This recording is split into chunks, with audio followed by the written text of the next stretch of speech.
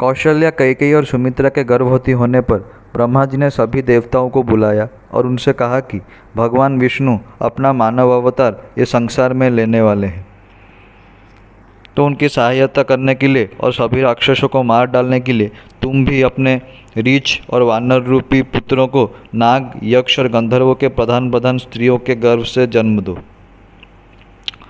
यह बात सुनकर सभी देवता प्रसन्न हुए और उन्होंने ब्रह्मा जी से हामी भरी। इसके बाद देवराज इंद्र ने पराक्रमी वानर वाली को जन्म दिया, जो कि अति बलवान था। सूर्यदेव जी ने उसके भाई सुग्रीव जी को जन्म दिया। बृहस्पति देव जी के अंश से अति विद्वान वानर तार का जन्म हुआ।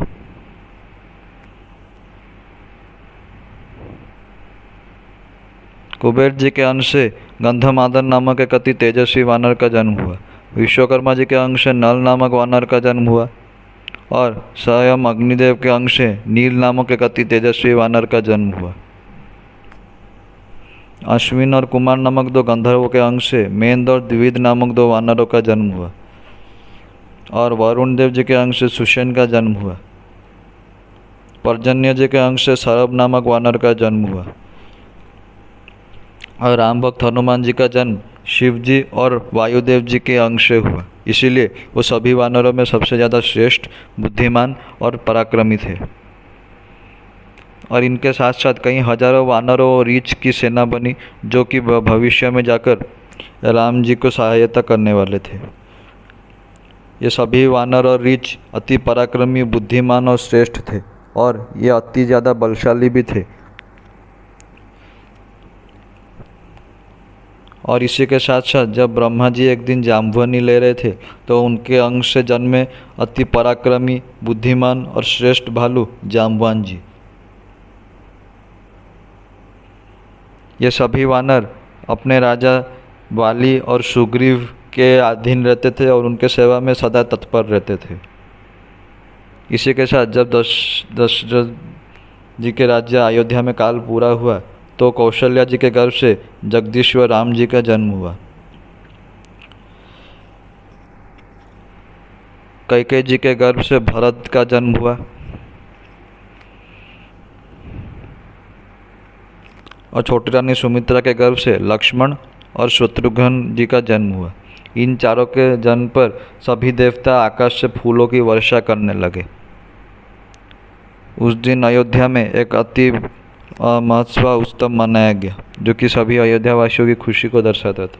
ये चारों राजकुमार अयोध्या के महल में पढ़ने बढ़ने लगे और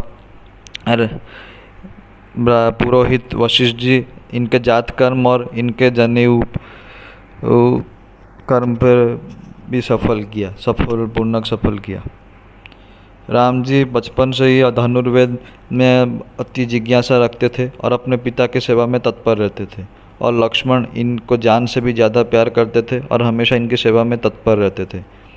ऐसा रिश्ता भरत और शत्रुघ्न जी के साथ भी था और दोनों अपने जान की बाजी लगा सकते थे एक दूसरे के लिए। जब इनके विद्या सफलपूर्वक संपूर्ण हुई तब राजा दशरथ जी ने पुरोहित वशिष्ठ जी और उनके मंत्रियों के साथ इनके विवाह के बारे में सोचने का फैसला किया।